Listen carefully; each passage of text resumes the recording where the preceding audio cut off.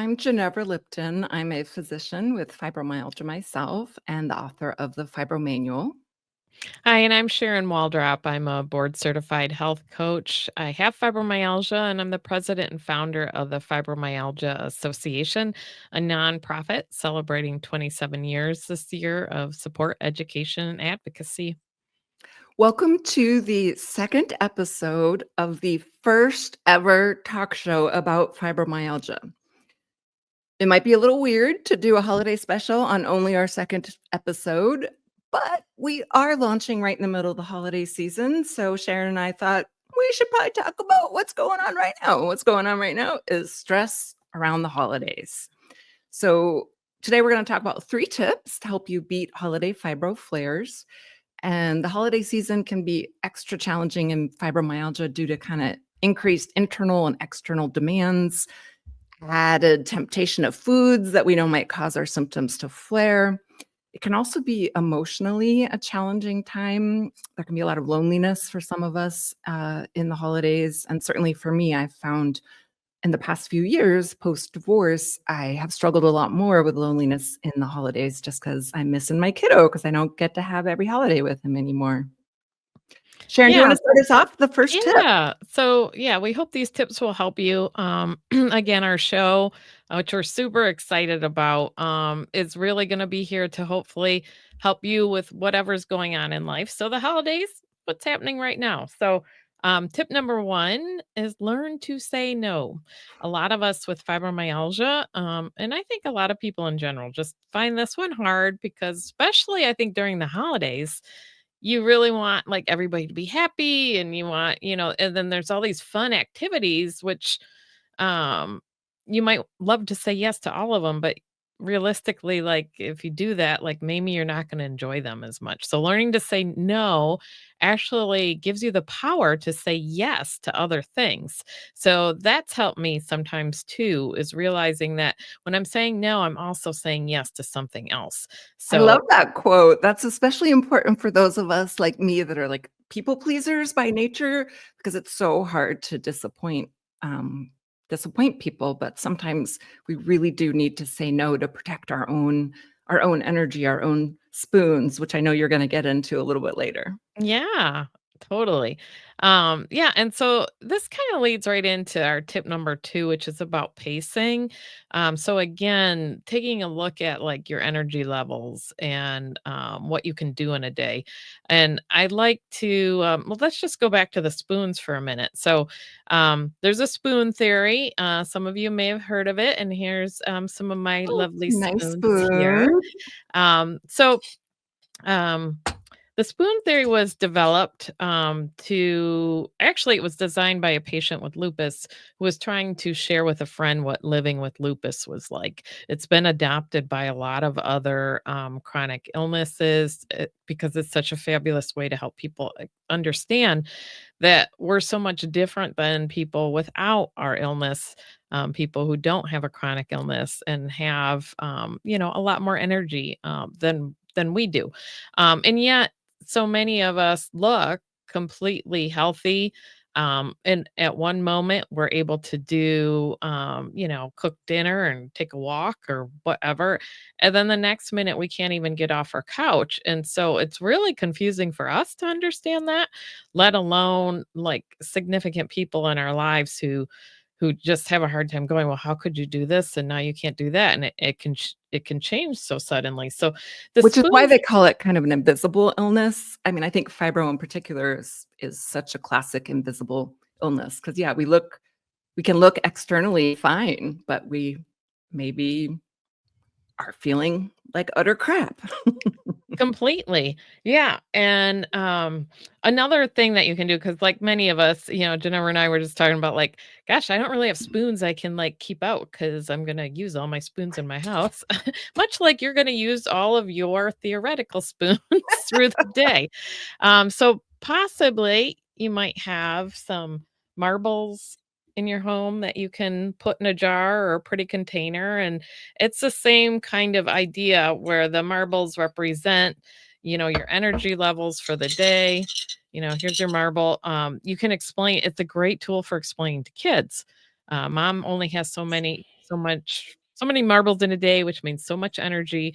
And when they're gone, I'm not able to do anything else. And this works really well for me. When I was first diagnosed, I had a really hard time with my family, who I love, and they were just showing their concern, but always asking me like 10 times a day, "How are you now? How are you doing now?"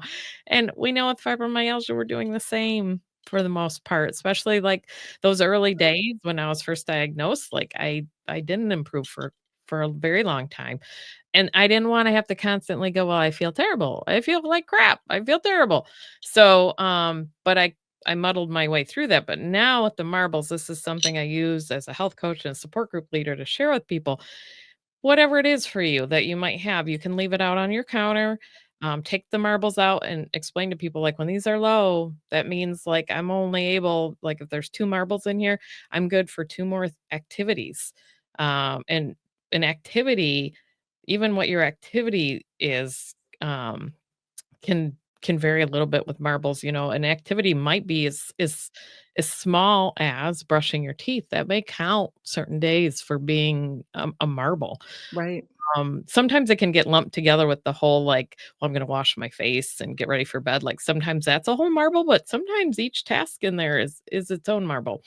But anyways, you can leave it out and start playing with it as a communication tool with your family, so they understand how many marbles are left for you. It's I all think it's really good with kids because it's like a visual descriptor, and the spoons, I think maybe it might be a little harder to explain to a kiddo, but if they're looking at like, "Oh, there's mom's, marble counter. Oh, she only has 2 left. Maybe if I help her, like, unload the dishwasher, she might have another be able to put another marble back in there and, read me that story or play with me." And, I think that that's where the marbles can be so perfect.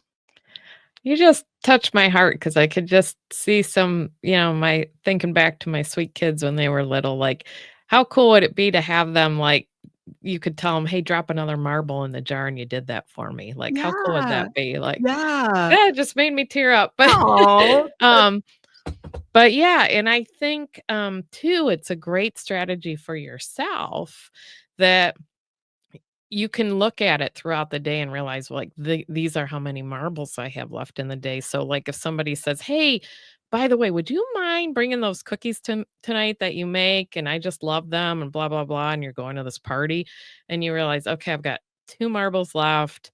I do have the ingredients. I have the time, but I've already used all the marbles up to these last 2 to get to where I am right now, and now I'm gonna be going to this party. So is it a good idea for me to make those cookies, or would it be better for me to, like, rest a little bit, reserve my energy so that if I'm on my legs all night at the party, or just, interacting with people, which some of us sometimes find that even when it's fun, it still takes, like, more energy because 'cause you're kind of Yeah. on. Yeah, it can be draining. Yeah, and so you might wanna feel your best. So maybe the answer is no, or, maybe there's a substitute answer. Maybe the answer is no, like we went over first. Maybe there's a substitute answer if somebody really needed cookies. Maybe you can grab some at a store on the way, and that's a half a marble. So yeah, so that's, saying no and pacing, and I think you have tip 3 for us, I right? do, yeah. So, I talk a lot about food and food sensitivities in fibromyalgia, and, a lot of us we're not all sensitive to foods, but many of us, there are certain foods that if we eat them, it will trigger kind of an inflammatory response in our body that's gonna make our symptoms worse or generate what's known as a fibro flare. So, it's not the same for everybody, but some of the top 3 foods people are sensitive to are gluten, dairy, and sugar, which basically constitute every holiday yummy item there is. So, if let's say, like, I'm kinda sensitive to gluten, if I'm around lots of gluten-full treats, I'm gonna be really tempted if there's not any other options, like, "Oh, I really want pumpkin pie." All there is the one that has gluten in it. Ugh, if I eat that, it's maybe not the best choice because then my symptoms are gonna amp up. So how do you, like, prevent that happening? Well, there's 2 ways. One, you can be like, the weird person that brings your own food to things like, "Hey, I just brought a gluten-free pumpkin pie." Like, I'm always that weird person now at work. Um, or you can try to, like, eat beforehand and kinda give yourself that satisfaction. Like, we need some of those indulgences, and we don't wanna just feel totally deprived, and that really is not the spirit of the holiday season. So, I have found sort of being strategic around eating is really helpful, and the other part of that is choosing my time wisely as far as when I'm going to maybe eat something that is not so great for me. So, for example, let's say I really don't want to miss mom's famous chocolate cake this holiday season, which is made with, dairy and gluten and sugar. Rather than eating it on a Sunday, knowing I'm gonna feel like crap the next day on a Monday when I have to be at work, I might choose to eat it, like, on a Friday or Saturday where I have a little bit of recovery time, and that's just a strategy that has worked for me, and I kind of jokingly call it, like, spending my gluten points wisely, although maybe we could call it my gluten spoons wisely or marbles, that also might work. So I talk a lot about food in my book, The Fibro Manual, and then there's also the Fibro Food Formula if you really want to dive even deeper. And this is available for free download at drginevra.com. The link is in the description below. Yeah, and thank you for that. And I think that's so important because food is always such a key thing at these holiday festivities. So there's some great ideas there. And I love spending your gluten spoons wisely. And I just wanted to circle back on something that you brought up at the beginning of this episode, which is the loneliness, because Mhm. we've talked a lot about the fun aspects of this time of year. And I want to make sure that we really highlight that for some people it's a combination of fun and not so fun. And for a lot of people, it's actually a really hard time of year and they may not have the fun things that we're talking about. There might be loneliness. And I just wanted to give a shout out to all of you. That's why we're here. We hope you'll join us on the show. We're gonna share some more ideas to connect you into some groups in a minute. But um, you mentioned that you've been struggling a little bit since the divorce. So do you have like a tip or an idea of something you're gonna do to kind of combat the loneliness of the holiday? That's a very good health coach question. It's like you're trained as a health coach. Um, I will say this is an area that I've not found, like, the perfect solution, but the things that I have tried I've tried just trying to keep myself really, like, distracted and busy during the holidays, which is great if I have the spoons for it, but if I don't, that, might not work. The piece that I have found actually that is helpful is trying to connect, even if I'm doing it alone, trying to connect with something that gives me joy or something that I'm passionate about. And frankly, like working on this show is something I'm really passionate about, and all the work that both Sharon and I have done together over the years to kind of support and help the fibromyalgia community of which we are part of. So I have found if I can connect into something that brings me joy or that gives me sort of that greater purpose, um, that helps me to keep things in perspective and not maybe not wallow more than is necessary in my feeling loneliness. And I also want to just say that, divorce aside, I think the experience of chronic illness can be a very lonely one. And it's kind of exacerbated maybe during the holidays when you're feeling like your family really doesn't understand, like they really don't Yeah. understand, and maybe your kids really don't understand why you can't, make those cookies for their holiday party like you said you'd be able to. And I think you had a good, like, bonus tip about that, like, bonus tip with kids, maybe don't tell them about something fun until right at the very moment that it's happening, because I fell into this trap a lot with my kiddo. I'd be like, "Hey, yeah, like, next week, we're gonna do this fun thing," and then we get to that point, and I don't have the spoons to spend, and then have to, like, once again disappoint my kiddo, which I think can also be sort of part of the maybe emotional difficulty of the holiday season is because you really wanna, like, say yes to your kids, and sometimes you have to say no and show them your empty marble box. Yeah.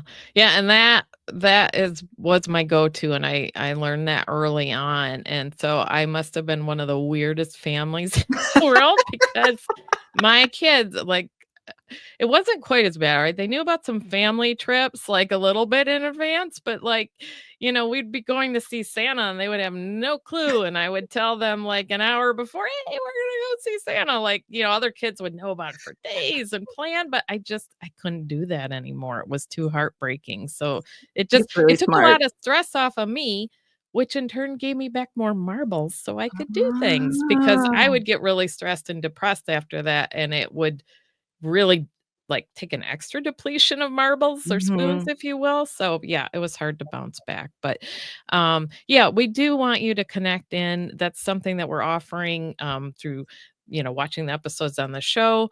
Um, and then I mentioned at the start of the show that I am the president of the Fibromyalgia Association. We're on Facebook at facebook.com/Fibro Association. Join 170,000 other people with fibro there. There's tips and news resources and just all sorts of different things throughout the week, where you can kind of get a little dose of something on a regular basis there. Check out our website, thefibroshow.com. And then you can also look at the Fibromyalgia Association's website, which is managefibro.org. And this is, again, we just want to call attention. This is a brand new show. We're excited to be doing this. We really want this to be all about building community, providing the information that would help you. So please drop us a comment below about what you'd like to see in our show. If you really like something we're doing, let us know that. If you think there's a way we can do something even better, like, let us know that. We want to know what's on your mind. We definitely do, and we also wanna know spoon theory versus marbles, which do you like better? And, join us for our next episode, which we're continuing the holiday theme. We're gonna talk about the 5 best gifts to give somebody with fibromyalgia, and in the meantime, we are sending you a giant spoonful of fibro love. Yep. Mhm.